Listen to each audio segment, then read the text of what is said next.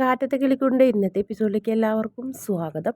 അങ്ങനെ നമ്മുടെ നികേഷ് പറയുന്നത് ഒന്നും നിധി കേൾക്കില്ല. നിധിയുടെ മനസ്സിൽ ആ സ്ത്രീന് അതെ ഇത് നികേഷിൻ്റെ അമ്മ തന്നെയാണ് എന്നിങ്ങനെ ചിന്തിക്കണേ. അപ്പോൾ ഏട്ടത്തി വല്ലതും കേൾക്കുന്നുണ്ടോ ഞാൻ പറഞ്ഞത്? ആ കേൾക്കുന്നുണ്ടടാ. ആ അങ്ങനെ സിനിമയുടെ കാര്യമാണ്. അപ്പോൾ ഏത് സിനിമ കാണിക്കണമെന്ന് ഒരു തീരുമാനത്തിലെത്താണ്ടോ മീറ്റിംഗ് ക്യാൻസൽ ചെയ്ത് എന്നിട്ട് വീണ്ടും ഇങ്ങനെ ഓരോന്ന് പറഞ്ഞുകൊണ്ടിരിക്കുന്നത്. അപ്പോൾ നിധിയുടെ മനസ്സ് മുഴുവൻ ആകെ ടെൻഷൻ അടിച്ചിരിക്കുന്നത്. അതിനുശേഷം പിന്നെ കാണിക്കുന്നത് സുഭാഷ് ചേട്ടനും ഹരീഷും കൂടി ജോലി കഴിഞ്ഞ് വരണ ആ സമയത്ത് നികേഷും ഏട്ടത്തിയൊക്കെ അവിടെ ഉണ്ട്, അകത്തുണ്ട്. മോളെ നിധി എങ്ങനെയുണ്ടായി ജോലി എന്ന് ചോദിക്കും.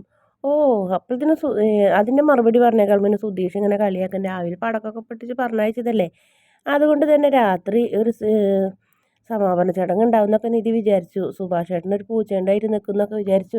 അതൊന്നും ഇല്ലാത്തതിലൊരു നിരാശ എന്ന് പറയും. എൻ്റെ സുഭാഷ് ചേട്ടാ, സുധീഷിന് എനിക്ക് ജോലി കിട്ടിയത് വലിയ ഇഷ്ടമായില്ല എന്ന് തോന്നുന്നുണ്ടെന്ന് പറയും. അപ്പോൾ ഹരീഷ് പറയും അങ്ങേര് ഒരു ഡ്രൈവറല്ലേ, അതിൻ്റെ ഒരു വിഷമം ഉണ്ടാവും. പോടാ, ഡ്രൈവറായ എന്താ കുഴപ്പം? നീയോ എന്ന് ചോദിക്കും. നീ മെക്കാനിക്കല്ലേ എന്ന് ചോദിക്കും. ആ ഞാൻ മെക്കാനിക്ക് എന്ന് പറയുമ്പോൾ തന്നെ ഒരു എഞ്ചിനീയറാണെന്ന് പറയും. മതിയടാ നിർത്ത്, തല്ല് പിടിക്കല്ലേ എന്ന് സുഭാഷ് ചേട്ടൻ പറയും. മോൾ മറുപടി പറയാൻ പറയും. ഒരു കുഴപ്പമില്ല ഏട്ടാ, സന്തോഷമായി, കുഴപ്പമൊന്നുമില്ല എന്ന് പറയുന്നേ. ആ എന്നാൽ ശരി. കണ്ട് ഹരീഷിനോട് പോയി കുളിക്കാൻ പറയും. അങ്ങനെ നിധി പെട്ടെന്ന് അകത്തേക്ക് പോകാൻ പോകും. അപ്പം നിധി എന്ന് വിളിച്ച് പിന്നാലെ ചെല്ലെങ്കിലും കൂടി നിധി മൈൻഡ് ചെയ്യാണ്ട് പോകുമ്പോൾ നമ്മുടെ നികേഷ് അത് കണ്ട് ചിരിക്കുന്നത്. എന്താടാ നീ കണ്ട? ആ കണ്ടു ഞാൻ കണ്ടു, ചമ്മുന്നതും കണ്ടു എന്ന് പറയും. നിധി പക്ഷെ നേരെ പോകണം ഭാസ്കരൻ്റെ അടുത്തേക്ക്. ഭാസ്കരൻ വീഡിയോ വലിക്കുന്നു. അപ്പം നിധി ചെയ്യുന്ന പറയും എന്തൊരു നാറ്റമാണത് എന്ന് പറയും. മോളെ ഇതിന് നാറ്റം എന്നല്ല പറയാം, സെപ്റ്റി ടാങ്കും ഓടയിൽ നിന്ന് വരുന്ന മണോ അതിനൊക്കെയാണ് നാറ്റം എന്ന് പറയാം. ഇത് മണം എന്നാണ് ഇതിനെ പറയാമെന്ന് പറയും. ഒരു വീഡിയോയിലല്ലേ എന്ന് പറയും. ഞാനേ സർക്കാരിനെ സേവിക്കുന്നതാണെന്ന് പറയും. എന്ത് 30 രൂപയ്ക്ക് കിട്ടുന്ന മദ്യം 10 രൂപയ്ക്ക് കിട്ടുന്ന 30 രൂപയ്ക്ക് കിട്ടുന്ന മദ്യം സർക്കാർ അത് 300 രൂപയാക്കിയിട്ട് തരുന്നത് നമുക്ക് കുടിക്കാമെന്ന് പറഞ്ഞാൽ. അപ്പോൾ അവർക്ക് അതൊരു കാശ് കിട്ടാൻ വേണ്ടിയിട്ടല്ലേ. അപ്പോൾ വീഡിയോ അങ്ങനെ തന്നെയാണ് മോളെ, ഒരുപാട് ആൾക്കാർ അതിൻ്റെ പിന്നിലുണ്ടെന്ന് പറയും. പാവപ്പെട്ടവർ അവർക്കൊക്കെ വേണ്ടിയിട്ടാണെന്ന് പറയും. ആ ശരി സമ്മതിച്ച്. ഞാനൊരു കാര്യം ചോദിക്കട്ടെ, നികേഷിൻ്റെ അമ്മ എവിടെയുണ്ടെന്ന് ചോദിക്കും. തുടങ്ങി. മോളെ നിനക്ക് ഇതല്ലാണ്ട് വേറെ പണിയൊന്നുമില്ലെന്ന് ചോദിക്കും. പറയും അവർ തിരുവനന്തപുരത്തുണ്ടോ? നികേഷിൻ്റെ അമ്മ എവിടെയുണ്ടെന്ന് ചോദിച്ചാൽ തന്നെ ഞാൻ മറുപടി പറഞ്ഞില്ല, പിന്നെ ഈ ഇത് പറയാൻ പോണേന്ന് ചോദിക്കും. ഞാനിന്ന് അവരെ കണ്ടു, അതുകൊണ്ടാണ് അതുകൊണ്ട് സാഹചര്യം ഉണ്ടായിക്കൊണ്ടാണ് ഞാൻ ചോദിക്കണേന്ന് പറയും. പിന്നെ 10-15 വർഷം നിൻ്റെ കൂടെ പഠിച്ചതല്ലേ, കണ്ട വഴിക്ക് മനസ്സിലാവാം. ഞാനിന്നൊരു മിന്നായം പോലെ കണ്ടുള്ളെങ്കിലും എനിക്ക് നല്ല ഉറപ്പുള്ളത് അവർ തന്നെയാണെന്ന് പറയും. എന്നാൽ മിണ്ടാണ്ട് പോയേ മോളെ, കാണണ് ഞാൻ ഒരു ഫോട്ടോയിൽ കണ്ട് പരിചയം വെച്ച് കഴിഞ്ഞിട്ട് നീ കാണാൻ പോകണമെന്ന് പറയും. ഞാൻ അവരെ പിന്നാലെ പോകാമെന്ന് വിചാരിച്ചാണ്, അപ്പോൾ ഇതിനെ അവർ മറിഞ്ഞു പോയിന്ന് പറയും. പിന്നെ ഒന്ന് പോകുമെന്ന് പറയും. അതെ എന്തോ ഒളിക്കുന്നുണ്ടെങ്കിൽ എനിക്ക് മനസ്സിലായി എന്ന് പറയും. നീ സാരില്ല ഞാൻ കണ്ടുപിടിച്ചോളാം എന്ന് പറഞ്ഞ് നിധി പോവും. അപ്പോൾ ഭാസ്കരൻ കുറച്ച് ഇത് വല്ലാത്തൊരു ശല്യമായാലും പെണ്ണിനെ കൊണ്ട് ഇത് വെറുതെ വിടുന്ന ലക്ഷണമൊന്നുമില്ലല്ലോ എന്ന് പറയുന്നുണ്ട്. പിന്നെ പിറ്റേ ദിവസമാണ് നമ്മുടെ നിധി സവോളയൊക്കെ അരിഞ്ഞ് കൊടുക്കണം. സുഭാഷ് ചേട്ടൻ ഒരു കറി വയ്ക്കുന്നുണ്ട്. ഭാസ്കരൻ പെട്ടെന്ന് ഒരു ഗ്ലാസ് വെള്ളം കുടിക്കാൻ വേണ്ടി അടുക്കളയ്ക്ക് വരുമ്പോൾ നിധിനെ കാണുമ്പോൾ ആകപ്പോൾ അങ്ങോട്ട് പോകണോ ഇങ്ങോട്ട് വരണമെന്നാവും. പക്ഷെ നിധി കാണും. അപ്പോൾ എന്തായാലും കണ്ടല്ലോ, അപ്പോൾ മിണ്ടാണ്ട് വെള്ളം കുടിച്ച് നേരെ പോകണം. അപ്പോൾ നിധി പിന്നാലെ ഒന്ന് പോകുന്നുണ്ട്, കണ്ണുറപ്പിച്ച് നോക്കുന്നുണ്ടെങ്കിലും ഭാസ്കരൻ വേഗം രക്ഷപ്പെടും. എന്നിട്ട് നികേഷിനുള്ള ചോറും നിധിക്കുള്ള ചോറും നിധി തയ്യാറാക്കി നികേഷിൻ്റെ കയ്യിൽ കൊണ്ടു കൊടുക്കണം. അപ്പോഴത്തേനും സുധീഷ് ഓടി വരും. അപ്പോൾ സുധീഷ് പറയും നിധി ഞാൻ കൊണ്ടാക്കി തരാമെന്ന് പറയും. എന്തിന്? അതിൻ്റെ ആവശ്യമില്ല, ഞാനും നികേഷിൻ്റെ ബസ്സിന് ഒന്നിച്ച് പോയിക്കോളാം. ആ അതെ ഞാനീ പറഞ്ഞോട്ട് സുധീഷ് ചേട്ടൻ പോണ വഴിയില്ല എൻ്റെ കോളേജ്, എന്നിട്ട് പോലും എന്നെ ഒന്ന് ഇറക്കി തന്നിട്ടില്ലല്ലോ എന്ന് പറയും. എടാ പോടാന്ന് പറയും. അതെ എനിക്കിപ്പോൾ 2 നേരം സുധീഷിനെ ഡിപ്പെൻഡ് ചെയ്യേണ്ട കാര്യമില്ല, എനിക്ക് ബസ്സിന് പോയി ബസ്സിന് വരാനറിയാം. അല്ല സുഭാഷ് ചേട്ടാ ഒന്ന് പറഞ്ഞു കൊടുക്കാൻ പറയും. അല്ല സുഭാഷ് ചേട്ടാ നമുക്ക് വണ്ടി ഉണ്ടല്ലോ, പിന്നെന്തിനീ ബസ്സിന് പോണേ എന്നിങ്ങനെ സുധീഷ് ചോദിക്കുന്നു. എടാ അവൾ തനിച്ച് പോയി വരട്ടെടാന്ന് പറയാം. ആ ഞാൻ അതിന് വേണ്ടിയിട്ടാണ് ഇങ്ങോട്ട് വന്നത്. അങ്ങനെ ദേഷ്യത്തോടെ നിധിനെ പറയുന്നത്. അതെ ഞാൻ തിരുവനന്തപുരത്തേക്ക് വന്നത് എന്തിനു, സ്വന്തം കാലിൽ നിൽക്കാൻ വേണ്ടിയിട്ടാണ്. എനിക്കറിയാം ബസ്സിന് പോകാൻ, പിന്നെ തിരുവനന്തപുരം മലയാളമല്ലേ, എന്തെങ്കിലും സംശയം ഉണ്ടെങ്കിൽ ഞാൻ ചോദിച്ചോളാം, മനസ്സിലാക്കിക്കോളാം എന്നൊക്കെ ഇങ്ങനെ പറയണേ. സുഭാഷ് ചേട്ടാ ഒന്ന് പറയും സുഭാഷ് ചേട്ടാന്ന് അറിയാം. അപ്പോൾ സുഭാഷ് പറയില്ല. അതെ ഞാനും ഏട്ടത്തിയും പൊക്കോണ്ട് ഞങ്ങൾക്കറിയാം പോകാൻ, വാ ഏട്ടത്തി എന്ന് പറഞ്ഞ് പോകാൻ പോകുമ്പോൾ വീണ്ടും ഭാസ്കരനെ കാണും നിധി. അപ്പം നിധി ഒന്നും കൂടെ സൂക്ഷിച്ച് നോക്കുന്നുണ്ട്. എന്നിട്ട് നിധിയും നികേഷും വാ ഏട്ടത്തി എന്ന് പറഞ്ഞ് നികേഷും കൂടി പോകണ്. അപ്പോൾ സുഭാഷ് ചേട്ടാ ഒന്ന് പറയുമെന്ന് പറഞ്ഞ് സുധീഷ് സുഭാഷ പിന്നാലെ നടക്കുകയും കൂടി സുഭാഷ് ഒന്നും പറയില്ല. ഓ കഷ്ടം, നിധി പോയി കഴിയുമ്പോൾ കഷ്ടമുണ്ട് ചേട്ടാ, ചേട്ടനൊരു ചേട്ടനാണോ എന്ന് ചോദിക്കും. എന്താടാന്ന് ചോദിക്കും. എത്ര പറഞ്ഞത് അവളോട് അവളെ ആ കാറിന് പോയെന്ന് പറഞ്ഞാൽ അവൾ ആ കാറിൽ കയറുമെന്ന് പറയും. എടാ ആ കുട്ടി പറഞ്ഞു കേട്ടില്ലേ, സ്വന്തം കാലിൽ നിൽക്കണം, അവൾ സ്വയം ബസ്സിനൊക്കെ പോകാൻ ഒന്ന് തയ്യാറാവട്ടെടാ എന്ന് പറയും. ഓ ഇങ്ങനെ ഒരു മനുഷ്യൻ എൻ്റെ സുഭാഷ് ഏട്ടാ അവളോട് സംസാരിക്കാൻ കിട്ടുന്ന ആകെ ഒരു അവസരമാണ് അതെന്ന് പറയും. അതെന്താ ഇവിടെ വന്നിട്ടുണ്ടെങ്കിൽ അവൾ സുഭാഷ് ഏട്ടാ എന്ന് വിളിച്ചു ഒന്നില്ലെങ്കിൽ സുഭാഷ് ഏട്ടൻ്റെ പിന്നാലെ പോകും, അല്ലെങ്കിൽ ആ നികേഷ് ഉണ്ടല്ല അവൻ്റെ പിന്നാലെ പോകും.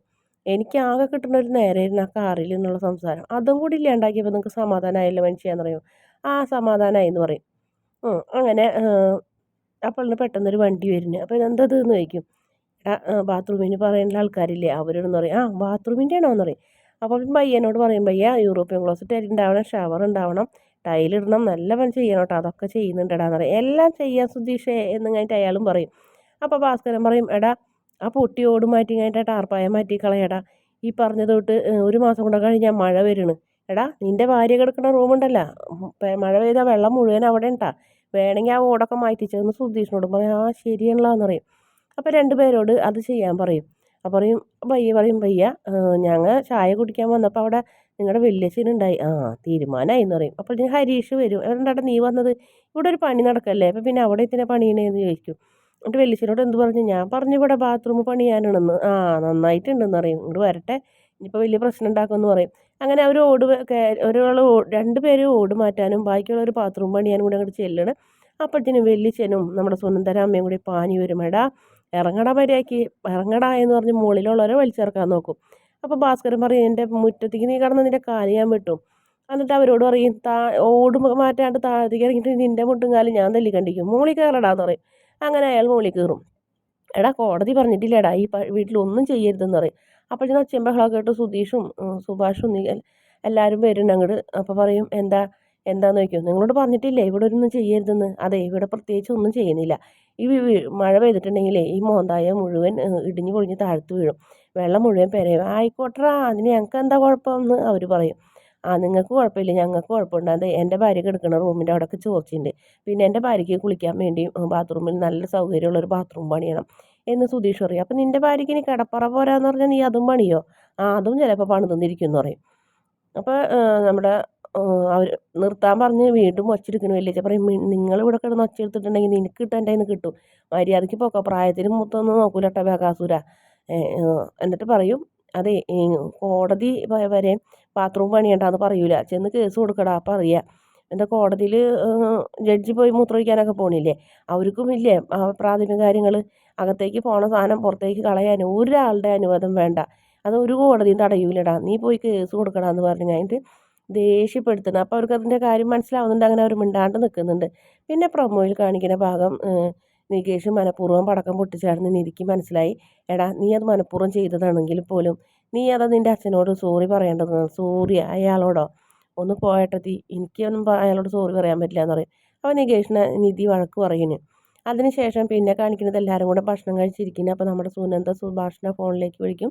സുഭാഷ് ഫോൺ എടുക്കണില്ല. അപ്പോൾ അവരെല്ലാവരും പറയുന്നുണ്ട്, ഇനി എന്തിനാ അവൾ വിളിക്കുന്നത്, അവൾ പോയ വഴിക്ക് പോട്ടെ എന്ന് പറഞ്ഞപ്പോൾ നിങ്ങളെന്ത് ഇങ്ങനെയൊക്കെ സംസാരിക്കുന്നത്, ആളുടെ മാമൻ്റെ ആ സുനന്ദ എന്താ വിചാരിക്കുന്നത്, നിങ്ങളൊരു സ്വന്തക്കാരല്ലേ, അപ്പോൾ അങ്ങനെ ഒരാൾ അമ്മായിയുടെ മോളല്ലേ സംസാരിക്കുന്നതുകൊണ്ട് എന്താ കുഴപ്പം, അതിപ്പോൾ ആ ബന്ധം പുതുക്കാനെന്നുള്ള നിങ്ങളുടെ തെറ്റിദ്ധാരണയെ മാറ്റേണ്ടതെന്നൊക്കെ പറഞ്ഞ് നിധി അവരെ ഉപദേശിക്കുന്നുണ്ട്.